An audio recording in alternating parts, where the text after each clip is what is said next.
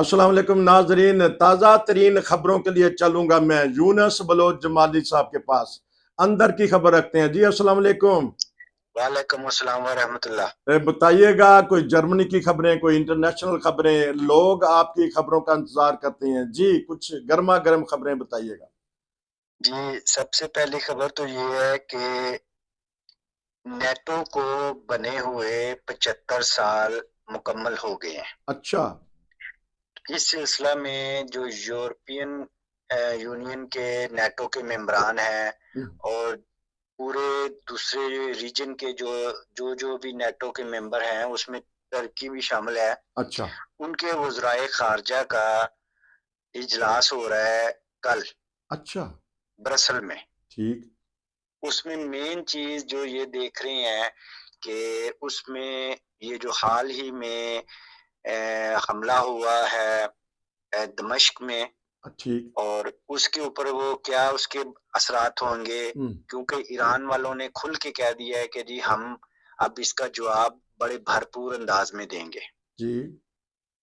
Germany वालों ने भी वार्निंग दे दी है कि अगर ईरान ने डायरेक्ट हमला किया किसी भी नेटो मेंबर के ऊपर, अब उनको ये समझ नहीं आ रही कि वो बयान क्या दें। नेटो मेंबर का इस जंग के साथ तल्लक सिर्फ इतना है कि ये हथियार सप्लाई कर रहे हैं। अच्छा। और उसको पुष्टपनाही कर रहे हैं इसराइल की।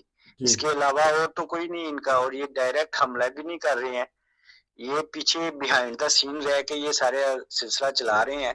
अब ईरान की एम्बेसी के ऊपर उसके 7 जर्नैल जो थे, जो फौजी क़यादत के रुकन थे, उनको टारगेट किया गया है, और F-35 जहाज। अच्छा। ये नहीं कि कोई ऐसी मिसाइल उड़ता उड़ता आ गया और गलती से वहां पहुंच गया। बाकायदा टारगेट मनसूबाबंदी के तहत F-35 जहाज अंदर तक आए हैं दमिश्क के जी। और वो हमला करके उसको टारगेट करके तो चले गए हैं। और ये एक खुली खुली वायलेशन है जुनेवा कन्वेंशन की भी दूसरी, क्योंकि डिप्लोमेटिक इलाके जो होते हैं वो एक जो बैनुल अक़वामी कानून है उसके मुताबिक वो उनके ऊपर हमला करना बिल्कुल मना होता है जी। दूसरी तरफ इन्होंने एक और बड़ी खतरनाक चाल चली है कि जो वर्ल्ड किचन थी उसकी 7 मुख्तलिफ मेंबर्स हैं, उनको मार दिया गया टारगेट करके। उसमें पोलैंड, स्वीडन, यूएसए और कनाडा और बरतानिया के बशिंदे थे, और उसको भी टारगेट किया गया। उनके क्लियर वैगन के ऊपर लिखा हुआ था, उनका नाम लिखा हुआ था, और गजा में बगैर इजाजत के गैर मुल्कियों को इधर उधर जाना मना है। जी। उन्होंने एक एक स्टेप की खबर देनी होती है इसराइल की आर्मी को कि भाई हम अब यहाँ जा रहे हैं, यहाँ जा रहे हैं, हमें एक गारंटी दी जाए, हमें हिफाजत की जाए। मगर उनको खास तौर पर निशाना लेके बनाया गया है, और अब ये कह रहे हैं कि जी गलती से ऐसे हो गया। अब इसके अलावा बात यह है कि इसके ऊपर पूरी दुनिया ने मजम्मत की है, और लेकिन जर्मनी वाले मजम्मत नहीं कर रहे हैं। क्यों नहीं कर रहे हैं वल्लाह इल्म, इनका क्या हिसाब किताब है। लेकिन जहां तक सुनने में ये आ रहा है कि मुकम्मल तौर पर अंदर खाना ये हथियारों की सप्लाई करने में तीसरे नंबर पर आ गए हैं।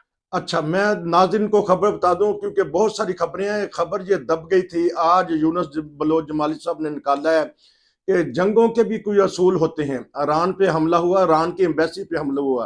कहते हैं अगर एम्बेसी पे हमला हुआ तो वो मुल्क यही तसव्वुर करता है कि हमारे पे हमला हुआ, और वो उन्होंने अल्टीमेटम दे दिया। और क्योंकि वो इस किसी भी मुल्क पे वो हमला कर सकता है, खतरा महसूस हो रहा है कि ईरान किसी नेटो के मेंबर पे या किसी बड़ी ताकत के ऊपर हमला कर सकेगा। जी, उनकी इंटेंशन जो है फिल वक्त फौरी तौर पर इस हमले के जवाब में इसराइल तक महदूद रहने की है, मगर आसार यही बता रहे हैं कि ये जंग रीजनल तौर पर फैल जाएगी और इसमें फिर दूसरे ममालिक भी शामिल हो जाएंगे। यूरोपियन यूनियन ने इंदिया दिया है कि हम फलस्तीन की रियासत को ایکسیپٹ کر لیں گے، قبول کر لیں گے۔ اچھا اس سلسلے میں اسپین والوں نے بڑی ہی عمدہ چال کی، انہوں نے کہا جی ہم نے اپنی پارلیمنٹ میں ڈسکس کر لیا، ہم اینڈ آف جولائی مکمل باقاعدہ طور پر فلسطین کو ایک ملک تصور کر لیں گے، ہم اچھا اس کو قبول کر لیں گے۔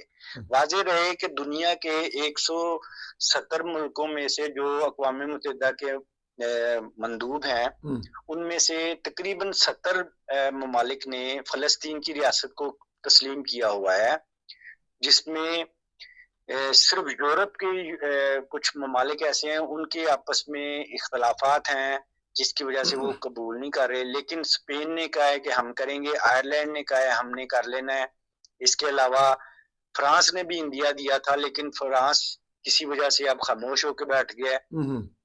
تو دیکھیں اگر تو فلسطین کو ایک ریاست کا درجہ دے دیا جاتا ہے تو پھر وہی بات کہ 2 اسٹیٹ سولوشن ہونی ہے، ٹھیک یعنی 2 ریاستوں کو ایک دوسرے کے ساتھ قریب جاتے ہوئے تسلیم کیا جائے گا، لیکن اسرائیل اس معاملے میں کسی بھی طرح سے کسی کی بھی بات سننے کو تیار ہی نہیں ہے۔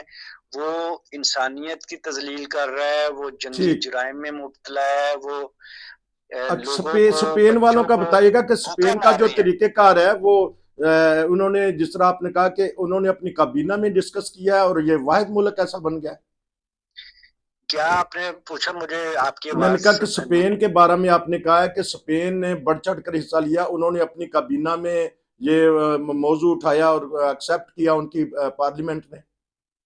جی، اسپین کی تو شروع دن سے ہی جب سے یہ جنگ شروع ہے وہ اس بارے میں متفق ہیں، اور ان کا کہنا ہے کہ اس کو ہتھیاروں کی سپلائی بند کی جائے اچھا اور فلسطین کو ان کا زندہ رہنے کا حق دیا جائے، کم از کم ان کو سانس لینے کا حق تو ہے۔ اب وہاں پر تو بچے کو کھانے پینے کے بھوک سے مروا رہے ہیں۔ اب پچھلے دنوں جو یہ جو ورلڈ کچن والوں کے اوپر حملہ ہوا ہے، انہوں نے 700 ٹن کے قریب کھانے کی چیزیں تیار کی ہوئی تھی جو لوگوں میں بانٹ رہی تھی، اچھا اور اس کو ٹارگٹ کر کے یہ ختم کر دیا۔ وہ انہوں نے فی الوقت اپنا آپریشن بند کر دیا ہے کیونکہ ان کی جان کو بھی خطرہ ہے، اچھا اور یہ اسرائیل کسی بھی طرح سے یہ ٹھیک چاہتا ہے کہ لوگ وہاں سے بھوک پیاس سے ایڑیاں رگڑتے مر جائیں۔ اچھا یہ بتائیے گا کہ دعا کا بھی ایک تحریک پیدا ہو جاتی، کون سی تنظیمیں ہوتی ہیں ورلڈ وائڈ جو اس طرح کے کاموں میں جہاں جنگیں ہو رہی ہوتی ہیں، خانہ جنگی ہوتی ہے، جا کے مدد کرتی ہیں؟ ایک ریڈ کراس ہو گیا، ایک ورلڈ کچن آپ نے بتایا، اور کوئی تنظیمیں بھی ہوتی ہیں؟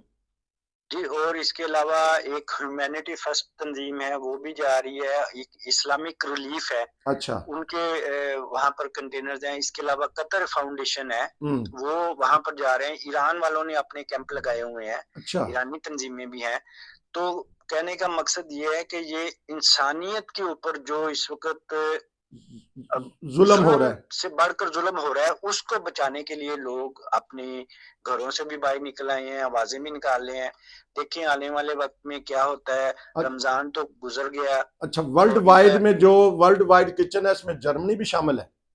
ورلڈ وائڈ کچن بیسیکلی امریکہ کی ایک چیریٹی ہے، وہاں سے وہ سٹارٹ ہوا تھا۔ اس میں مختلف ممالک کے ورکر جو ہیں، لوگ ہیں، وہ شامل ہوتے ہیں، وہ اپنی والنٹیئر خدمت دیتے ہیں۔ اچھا ٹھیک ہے، وہ ایک نان پروفیٹیبل چیریٹی ہے، وہ مطلب اپنے پروفٹ میں سے کوئی منافع وغیرہ نہیں لیتے، وہ سب کچھ چیریٹی کرتے ہیں۔ وہ ان کا بیسیکلی شروع ہوا تھا ہائٹی میں، ایک زلزلہ آیا تھا، جی جی آپ کو یاد ہوگا چند سال قبل، جی جی وہاں سے انہوں نے اپنے یہ ورلڈ وائڈ کچن کا آغاز کیا تھا۔ پھر اس کو لے کے ابھی یہ فلسطین میں ان کے جہاز آ رہے تھے، بحری جہاز فوڈ لے کر۔ ان کا کوئی جانی نقصان بھی ہوا ہے؟ اگر میں سمجھ نہیں سکا تو وہی تو بتا رہا ہوں یار، ساری رات تو نہیں، یہ اصل میں یہ بتائیے گا کہ اچھا 7 بندوں کو مار دیا گیا یار، 7 بندوں کو انسانی ہمدردی کے طور پہ وہ جو گئے تھے۔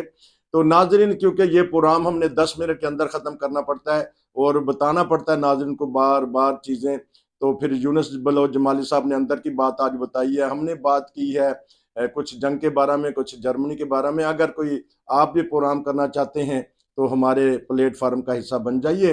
تو آپ کا بہت شکریہ جی، اندر کی باتیں پھر ایک اور پروگرام آپ سے کریں گے۔ نصیر کو اجازت دیجیے، السلام علیکم۔ وعلیکم السلام ورحمۃ اللہ۔ ناظرین آپ کا بہت شکریہ کہ آپ ہمارے پروگراموں کو پسند کرتے ہیں، ہمارے چینل کو ضرور سبسکرائب کر لیں اور دوسروں کو بھی بتائیں کہ ہمارے پروگرام بہترین پروگرام ہوتے ہیں. بہت شکریہ آپ کا.